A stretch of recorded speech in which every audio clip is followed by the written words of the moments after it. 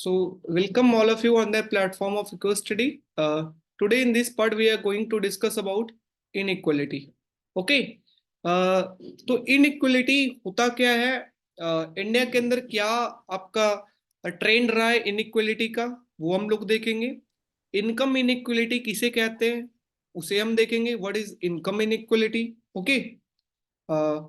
फिर हम देखेंगे कुछ कुछ आपका जो डाटा है इनइक्वलिटी का इंडिया के अंदर, उस चीज के ऊपर बात करेंगे। Next we are going to see कैसे हम इनइक्वलिटी को मेजर कर सकते हैं, विच कर्व जो इनइक्वलिटी को बताता है, लॉरेंज कर्व किसे कहते हैं, गिनी कोफिशिएंट किसे कहते हैं, इस चीज को हम सीखेंगे। Next one, what is the cause of inequality in India? Inequality क्यों है इंडिया के अंदर, उसका कॉज क्या है? डायरेक्ट आपका क्वेश्चन जो आता है वो कि what is the cause of inequality in India, उस चीज को हम देखेंगे। Next one, GIP, that is growth inequality and poverty triangle. ये आपके सिलेबस के अंदर नहीं है, बट ये ऐसा चीज है जिसको आप पेपर में यूज करते हैं तो वो highlighted, just like a cherry on the cake. तो ये चेरी ऑन द केक वाला चीज है, ठीक है। That's why we use this growth inequality and poverty triangle क्या होता है, ठीक है। So let's start our discussion on inequality. Inequality India के अंदर का क्या हाल है?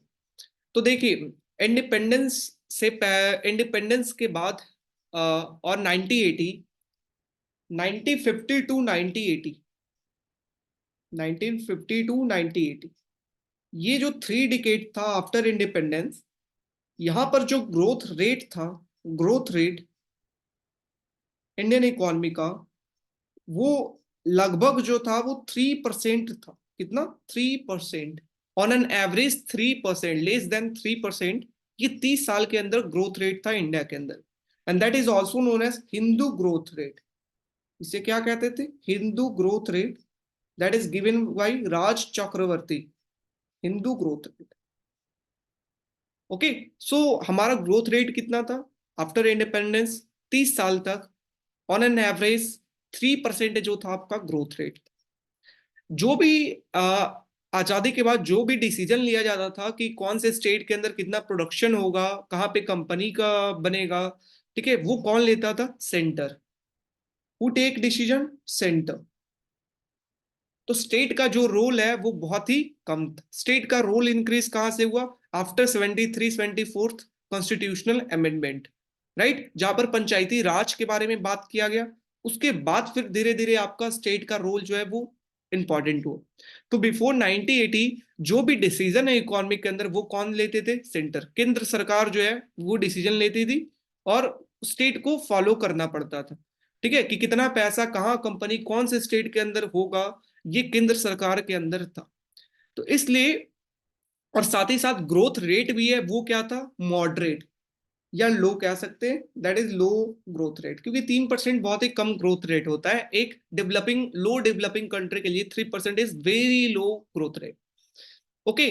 सो ग्रोथ रेट कम था, बट क्योंकि जो डिसीजन है वो सेंट्रल गवर्नमेंट लेती थी, इसलिए सभी स्टेट का लगभग इक्वल पार्टिसिपेशन देती थी, कि हम सभी स्टेट के अंदर इक्वल डिवोल्यूशन ऑफ फंड करती थी। एक कंपनी वहां तो एक कंपनी यहाँ, ठीक है, हर एक स्टेट को इक्वल लेकर के वो चलती थी सेंट्रल गवर्नमेंट, ठीक है। दैट्स वाई सभी को इक्वल फंड मिलता था, इक्वल नंबर ऑफ कंपनीज जो है वो स्टेट के अंदर जा रही।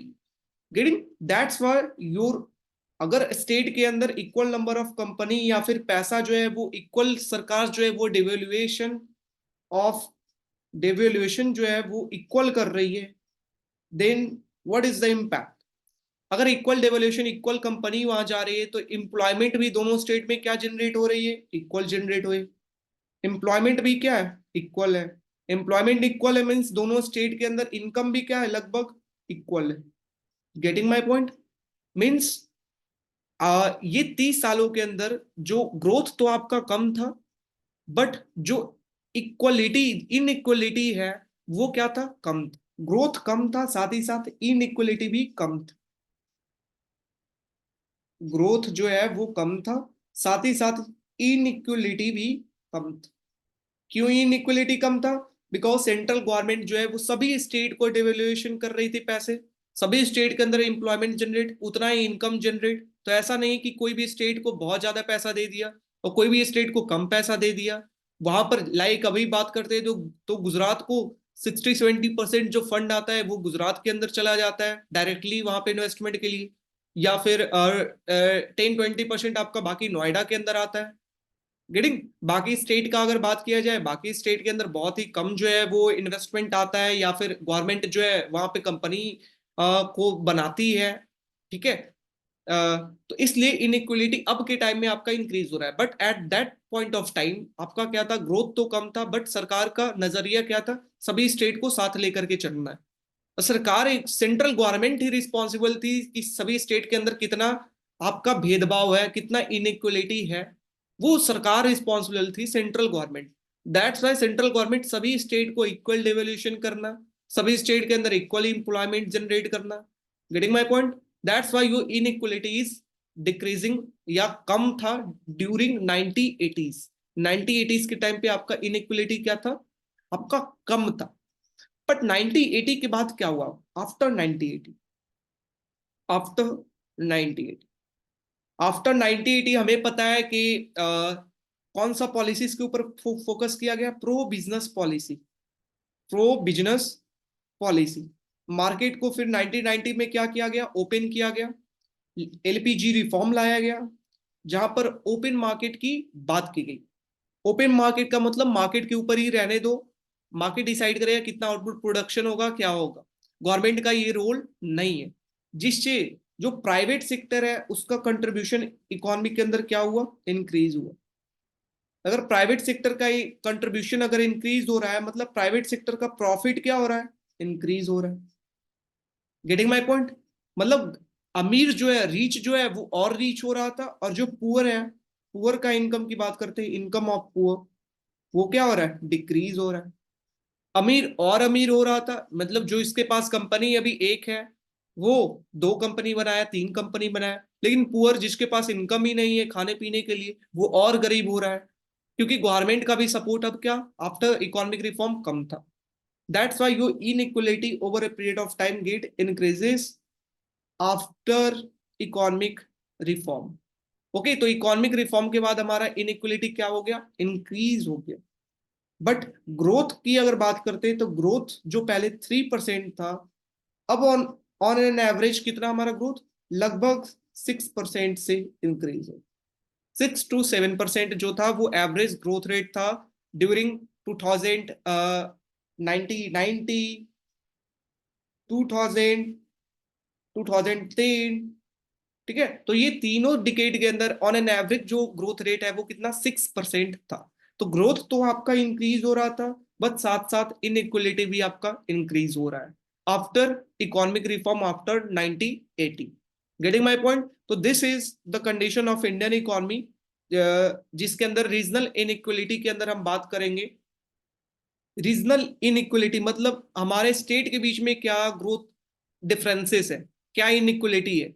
तो 90s 80s हम रीजनल इनइक्वलिटी को एक्सप्लेन करेंगे कि 90s 80s से पहले जो भी है ग्रोथ इंडियन इकोनॉमी का, वो डिपेंड किसके ऊपर करता था, 1980 के टाइम पे क्या था, रिलेटिव यूनिफॉर्म, कि हमारा जो मॉडरेट ग्रोथ रेट क्या था, हमारा मॉडरेट था। जो स्टेट के बीच में डाइवर्जेंस है वो क्या था, कम था। ठीक है, डिफरेंट डिफरेंट स्टेट के बीच में। बट आफ्टर 1980 इनइक्वलिटी क्या हुआ, वाइड स्प्रेड हुआ हमारे कंट्री के अंदर। ठीक है, अकॉर्डिंग टू अरविंद सुब्रमण्यम, नाम ये बिल्कुल याद रखना है आपको, क्विट्स करना है इस नाम को। अरविंद सुब्रमण्यम के द्वारा क्या कहा गया कि 1980 से पहले जो है वो इकोनॉमिक डिसीजन जो भी लिया जाता था वो सेंट्रलाइज्ड था, सेंट्रल गवर्नमेंट लेती थी। बट 1980 के बाद क्या, जो भी क्योंकि डिसेंट्रलाइज्ड हुआ आफ्टर 1980। ठीक है ना, आपका 73-74 कॉन्स्टिट्यूशनल अमेंडमेंट लाया गया जहां पर पंचायती राज की बात की गई, जिसके बाद डिसेंट्रलाइजेशन के बाद आपका जो इकोनॉमिक डिसीजन अब जो है वो सिर्फ सेंट्रल गवर्नमेंट नहीं, अब स्टेट भी ले सकता है। तो अलग अलग स्टेट जो है अपने अकॉर्डिंग अलग अलग डिसीजन ले रहा है। ठीक है, जो भी उसका कैपेबिलिटी है, जो भी उस स्टेट के अंदर इन्वॉल्वमेंट है, उस आधार पर वो डिसीजन ले रहा है। लाइक केरला, लाइक तमिलनाडु, तो वो सब स्टेट क्या था, अपने जो उसका कैपेबिलिटी था, जो उसका क्षमता था, उसने जाना, और सरकार ने सही डिसीजन, सही पॉलिसी लाया हेल्थ के लिए, एजुकेशन के लिए, इसलिए केरला और तमिलनाडु आगे है। गेटिंग, 1980 से पहले बिल्कुल सेम था। बट आफ्टर 1980 जब सरकार स्टेट के हाथ में आया तो स्टेट ने जो है वो अच्छा तरीका से आपका जो चाहिए हेल्थ को लेकर के, एजुकेशन को लेकर के, एम्प्लॉयमेंट को लेकर के वो सारे स्कीम लाया, ठीक है, जहां पर आपको हेल्प हुई। That's why Kerala and Tamil Nadu is better than other state today. Okay, so इस कारण आपका डाइवर्जेंस हुआ, डिसेंट्रलाइज होने के कारण अलग अलग स्टेट का अलग अलग ग्रोथ रेट, अलग अलग आपका इनइक्वलिटी डिफरेंट स्टेट के अंदर, ठीक है। तो पहले की अगर बात करते हैं तो पहले अलग अलग स्टेट का जो कैपेबिलिटी है वो हिडन हो जाता था क्योंकि सेंट्रल गवर्नमेंट के हाथ में है। तो सेंट्रल पूरे ओवरऑल की बात करेगी तो किसी स्टेट का कुछ कैपेबिलिटी है, लाइक वहां पर बहुत ही अच्छा वो सी कोस्ट के पास है, वहां पे लेबर जो है वो स्किल्ड है, तो वो उसका कैपेबिलिटी है, उसके ऊपर सरकार का ध्यान सेंट्रल का कम था। बट अगर स्टेट के हाथ में आएगा तो उसे पता है कि हमारे लेबर जो है वो स्किल्ड है, तो वो मशीन लाएगा, वो कैपिटल के अंदर इन्वेस्टमेंट करेगा और वहां से वो प्रोडक्शन को इंक्रीज करेगा। Getting my point? तो इसलिए जो आफ्टर 1980 जो है जो कैपेबिलिटीज थी उसे अच्छे तरीके से देखा गया स्टेट गवर्नमेंट के द्वारा। दैट्स वाई ये डाइवर्जेंस जो है वो स्टेट के बीच में आया आफ्टर 1980। गेटिंग? फिर 1980 से के बाद क्या हुआ कि there are different regional parties different state के अंदर, उनके प्रेजेंस होने के कारण पॉलिसी डिफरेंट होना, कि अलग अलग पार्टीज है तो उनका पॉलिसी सोच विचार उनका अलग होगा, ठीक है, अलग वो सोचेंगे तो अलग ग्रोथ पे इफेक्ट आएगा, अलग अलग इनइक्वलिटी के ऊपर आएगा अलग इफेक्ट। गेटिंग? लाइक अगर बात करते केरला तमिलनाडु के अंदर तो वहां पर जो थे वो ज्यादा कौन से लोग थे, कंजर्वेटिव जो लोग हैं वो वहां पर लेफ्ट वाले लोग जो है वो उधर पाए जाते थे, ठीक है।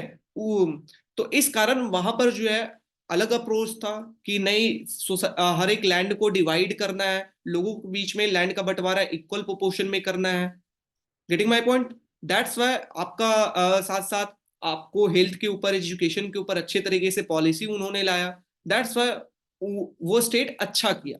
अगर बात करते हैं नॉर्दर्न इंडिया के अंदर तो यहाँ पर लोग उतना सजग भी नहीं थे, लोग जात धर्म के अंदर बटे हुए रह गए। दैट्स वाई अगर वो जात धर्म की बात करेंगे तो सरकार भी वही बात करेगी, ठीक है ना, सरकार वही काम करेगी, ठीक है। अगर आप हेल्थ के बारे में, एजुकेशन के बारे में अगर आप डिस्कशन कर रहे हैं, वो आपका इंपॉर्टेंट इश्यू है इलेक्शन के अंदर, तो सरकार को वो काम करना पड़ेगा। लेकिन आपका इशू ही है अगर कास्टिज्म, रिजर्वेशन, तो आपका सरकार भी उसी के ऊपर फोकस करेगी, ठीक है। तो दिस इज द इशू। फिर अगर बात करते हैं इनकम इनइक्वलिटी की, इनकम इनइक्वलिटी का मतलब क्या है? जो मैंने आपको बात बताया वही चीजें यहाँ पे लिखी हुई है कि over a period of time आपका इनकम इनइक्वलिटी हमारे देश के अंदर इंक्रीज हुआ।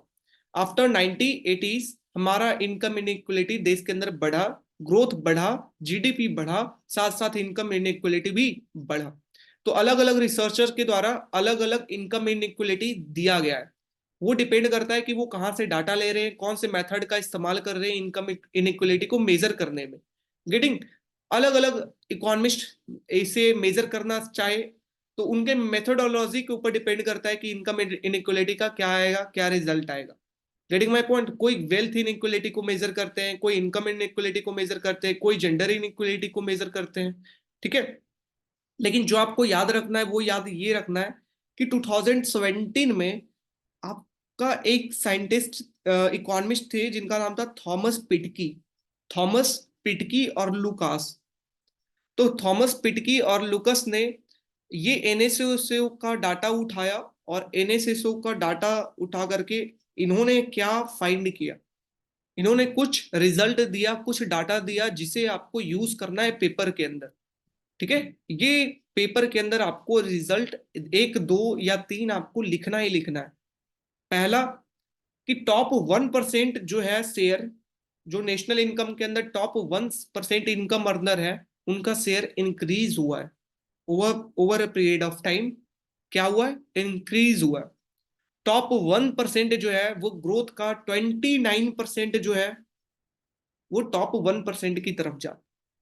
Getting my point?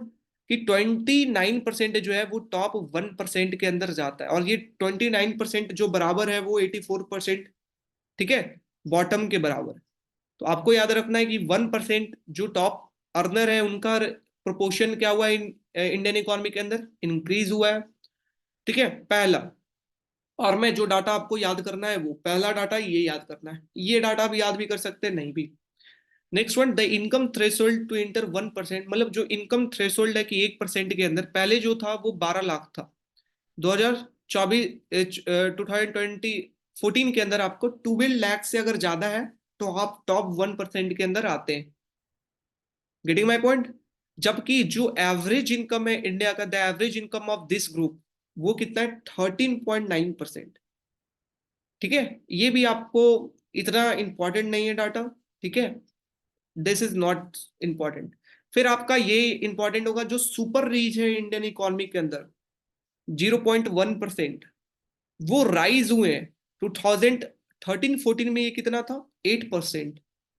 ठीक है, जो आपका सुपर रीच है वो 2013-14 के अंदर कितना था, 8%। और आपका 1982 में कितना था, 1%। तो 1% से आपका कितना आ गया, 9% के आसपास। Getting my point. तो ये 30-40 सालों के अंदर जो सुपर रीच है, जो कि 0.1%, लाइक अडानी, अंबानी और भी जो हो गए, टाटा, बिरला, तो इनका जो प्रोपोर्शन है वो इंडियन इकोनॉमी के अंदर इंक्रीज हुआ है from 1% to 8%। That's why inequality get increases. Rich और रीच हो रहा है, गरीब और गरीब। अब आता है कि जो टॉप 10% है नाउ अकाउंट्स, ऊपर के जो टॉप 10% है उनका इन जो जीडीपी के अंदर है वो 55%। मतलब टॉप 10% जो लोग हैं, 55% ऑफ जीडीपी वो टॉप 10% से आ रहा है। रीडिंग माई पॉइंट, ये आपको डाटा याद रखना है। ठीक है, बॉटम अगर बात करते हैं, बॉटम 50% हुज शेयर राइजिंग, जो बॉटम का शेयर है वो राइज हो रहा है 19% से 23%। ठीक है, तो वो राइज हो रहा है लगातार। फिर average income of an adult of top 1% is 70 time. सब, मतलब 1% जो टॉप अर्नर है वो 70 टाइम है बॉटम के इनकम। Getting my point. तो ये इंपॉर्टेंट है, आप याद कर लेना कि जो टॉप का 1% लोग हैं उनका जो इनकम है वो कितना, 70 टाइम है किसका, जो बॉटम के लोग हैं उनका एवरेज इनकम का। Getting my point. ठीक है, तो आपको तीन डाटा जो है आपको याद रखना है। पहला, 1% का शेयर क्या हुआ है इंडियन इकोनॉमी के अंदर, इंक्रीज हुआ है, कि रीच का शेयर इंडियन इकोनॉमी के अंदर इंक्रीज हुआ है। दूसरा डाटा आपको याद रखना है कि सुपर रीच की अगर बात करते हैं तो 1% से ये 8% के आसपास चले गए। ठीक है, 8% से 1% से 8% चले गए। तीसरा डाटा आपको याद रखना है कि टॉप 10% जो है वो कितना कंट्रीब्यूट करते हैं, 55% ऑफ जीडीपी। सिर्फ 10% लोगों से कितना आ रहा है, 55% आपका। नेक्स्ट आपको याद करना है कि 1% का जो इनकम है, जो एवरेज इनकम है वो 70 टाइम है बॉटम की इनकम का, 70 टाइम ऑफ बॉटम इनकम। ठीक है, next one is your Oxfam report के हिसाब से the gap between rich and poor is widening in India. India के अंदर क्या, रिच और पुअर के बीच में गैप जो है वो राइजिंग कर रहा है। साथ ही साथ पैंडेमिक आने के कारण जो बॉटम के लोग हैं, जो बॉटम इनइक्वलिटीज की बात करते हैं, जो 50% बॉटम है वो कंटिन्यूअसली डिक्लाइन, उनका जो इनकम है कंटिन्यूअसली डिक्लाइन हुआ है ड्यूरिंग कोविड। तो कोविड आने के कारण और ज्यादा इफेक्ट हुआ है किसके ऊपर, जो बॉटम के लोग हैं, जो गरीब लोग हैं उनके ऊपर और ज्यादा इफेक्ट आया है कोविड पीरियड के टाइम, जिस कारण इनइक्वलिटी और इंक्रीज किया है। Getting my point. So this is your data, जो दो तीन आपको याद रखना है। फिर से 1% का इंक्रीज किया है। दूसरा, जो आपका सुपर रीच है वो 1% से 8% इंक्रीज हो गए। तीसरा, 1% का जो इनकम है वो 70 टाइम ऑफ बॉटम इनकम। ठीक है। चौथा, कि आपका 1% का जो है वो 50% आपका जीडीपी के अंदर, 55% जीडीपी के अंदर कंट्रीब्यूशन है टॉप 10% लोगों का। ठीक है, so this one, any problem, any doubt, any one, any doubt, yes और नो, जल्दी से, जल्दी से, any doubt. So now we are going to see Lorenz curve. What is the Lorenz curve? तो लॉरेंज कर्व क्या है कि income inequality को मेजर हम कैसे करें, वो हम मेजर कर सकते हैं लॉरेंज कर्व से। Getting my point. तो हमें हॉरिजॉन्टल एक्सिस पे क्या लेना है, क्यूमुलेटिव पॉपुलेशन। हॉरिजेंटल एक्सिस पे क्या होगा, क्यूमुलेटिव पॉपुलेशन, वर्टिकल एक्सिस पे क्या होगा, इनकम, क्यूमुलेटिव इनकम, ठीक है। तो हॉरिजेंटल वर्टिकल एक्सिस, और ये जो बीच का लाइन जो है वो 45 डिग्री पे जो लाइन जा रहा है, दिस इज 45 डिग्री लाइन, जो रिप्रेजेंट क्या कर रहा है, इक्वलिटी को, क्या रिप्रेजेंट कर रहा है, इक्वलिटी को। मतलब कि अगर ये हॉरिजेंटल लाइन के ऊपर कोई है इकोनॉमी, इसका मतलब उस इकोनॉमी के अंदर 100% इक्वलिटी है, ठीक है ना, 100% इनकम इनइक्वलिटी है, ठीक है। लेकिन अगर इस पॉइंट से अगर डेविएट कर रहा है, लाइक ये अगर कोई ऐसा, अब लॉरेंज कर्व जो है उसका शेप कुछ ऐसा है, ये कर्व है, तो ये जो आपका इक्वलिटी लाइन है, 100% इक्वलिटी लाइन, उससे डेविएट अगर कर रहा है, अगर जितना दूर जाएगा, जितना ज्यादा डिस्टेंस होगा, उतना ज्यादा इक्वलिटी, इनइक्वलिटी क्या होगा, ज्यादा होगा, भेदभाव क्या होगा, ज्यादा होगा। जितना दूर डिस्टेंस रहेगा इक्वलिटी और लॉरेंज कर्व के बीच के लाइन का, जितना डिस्टेंस होगा उतना ज्यादा उस देश के अंदर इनइक्वलिटी होगा। The more the distance, more will be the inequality. तो आप यहाँ पे डेफिनेशन पढ़ सकते हो, income inequality can be measured through the Lorenz curve which is a graphical description of income inequality, ठीक है। it is a measure, we take cumulative population on horizontal axis and cumulative income on vertical axis, ठीक है। फिर आप क्या, हम same income और same population की बात करते हैं कि आपका 45 डिग्री लाइन क्या रिप्रेजेंट कर रहा है, perfect equality, what, perfect equality represented by 45 degree line जो बीच से बिल्कुल जा रहा है, ठीक है। उसके बाद अनइवन इनकम जो है वो कैसे आपका पता चलेगा, वो लॉरेंज कर्व अगर फॉल कर रहा है बिलो इक्वलिटी लाइन, ठीक है, तो हम कहेंगे कि वो उस कंट्री के अंदर अनइवन डिस्ट्रीब्यूशन है और वहां पे इनइक्वलिटी है, गेटिंग। तो अगर नीचे अगर लाइज कर रहा है, तो अगर ज्यादा डिस्टेंस होगा तो ज्यादा इनइक्वलिटी, लाइक अगर लॉरेंज कर्व हमारा कुछ एक कर्व कुछ ऐसा है, तो इसका डिस्टेंस क्या है, इक्वलिटी लाइन से ज्यादा है, राइट। अगर ज्यादा डिस्टेंस है तो यहाँ पे इनइक्वलिटी क्या होगा, ज्यादा होगा, गेटिंग माई पॉइंट। हाँ, तो ये चीज, नेक्स्ट वन कि अगर बात करते हैं what is the drawback, Lorentz curve का ड्रॉबैक ये है कि हम इनइक्वलिटी बता नहीं सकते कि एक्चुअल में कि क्या दोनों में इनइक्वलिटी है, डू नॉट मेजर, हम जो एक्सटेंट है इनइक्वलिटी का उसे मेजर नहीं कर सकते, हम सिर्फ बता सकते हैं कि हाँ यहाँ पे इनइक्वलिटी है, यहाँ पे इनइक्वलिटी नहीं है, अगर लाइस पास में है तो इनइक्वलिटी कम है, दूर है तो इनइक्वलिटी ज्यादा है। We can not say, we can not measure, we can not extent जो है इनइक्वलिटी का, उसे मेजर नहीं कर सकते। या अगर दो लॉरेंज कर्व आपस में इंटरसेक्ट हो जाए तो हम उसे कंपेयर नहीं कर सकते।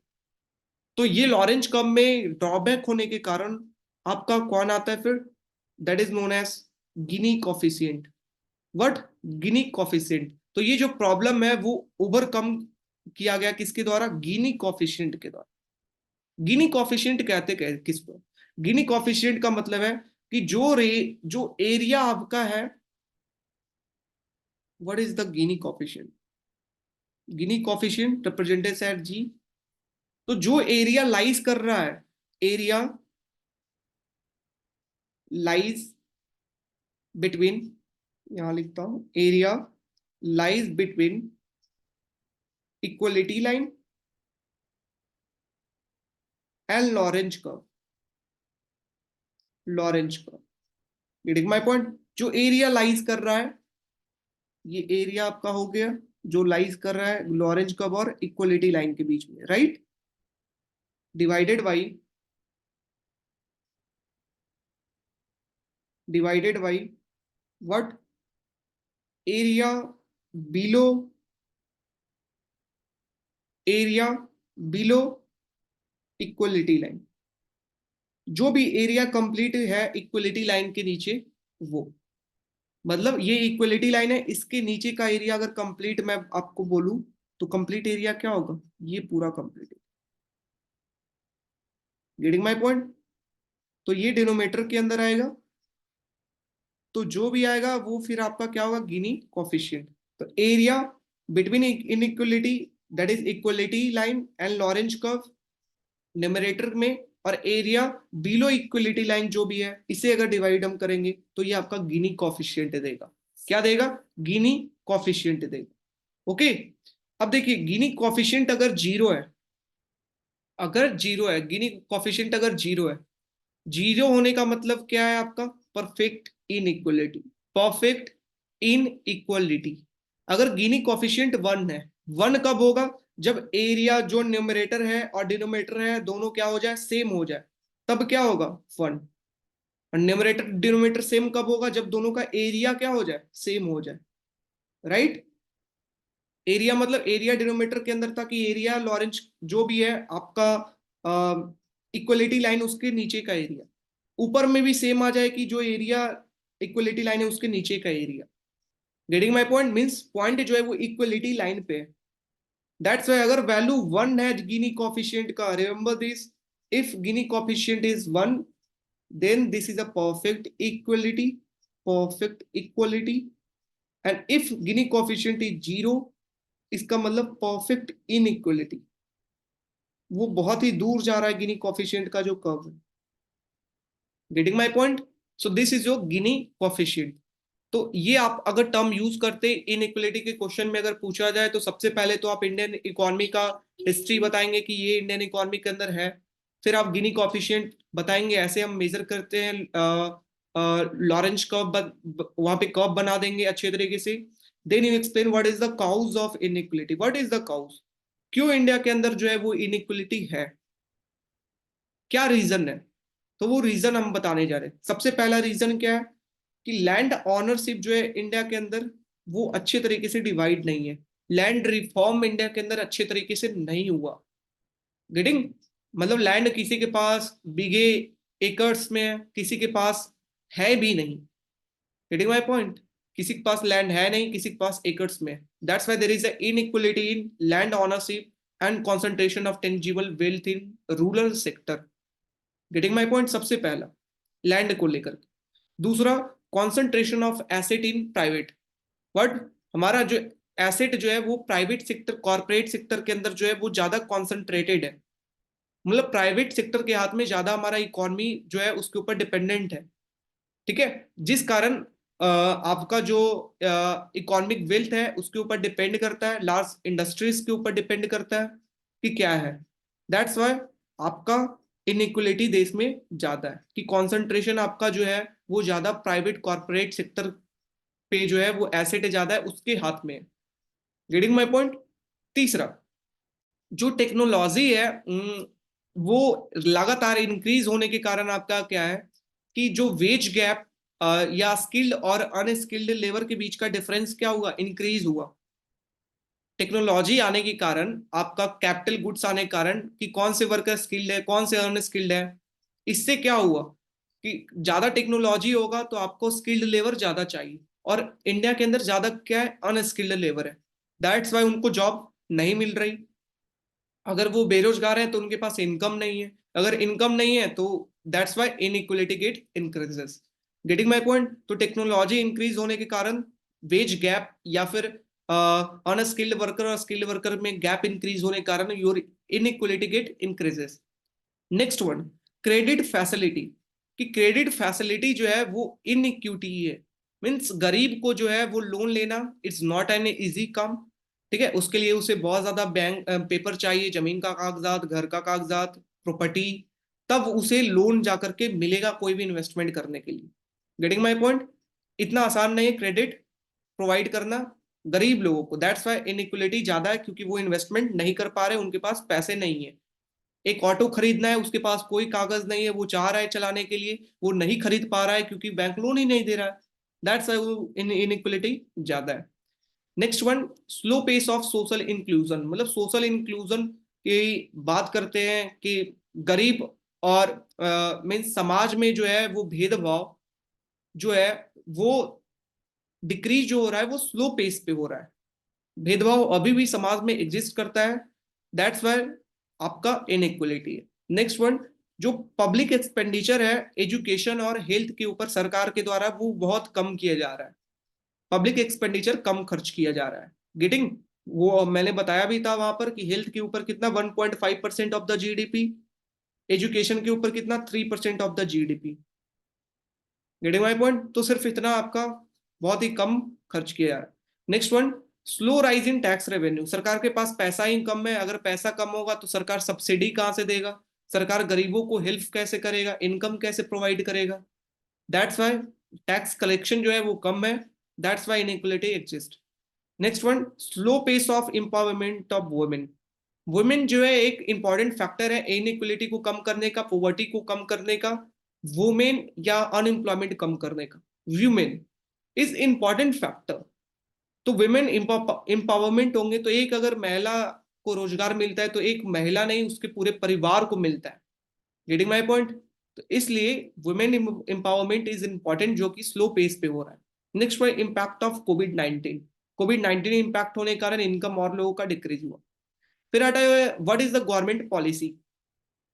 तो गवर्नमेंट पॉलिसी क्या लाया गया ताकि आपका जो इनइक्वलिटी है उसे क्या खत्म किया जाए, इनकम डिस्ट्रीब्यूशन के अंदर जो इनइक्वलिटी है उसे खत्म करने को लेकर के what are the different policy that are taken by the government.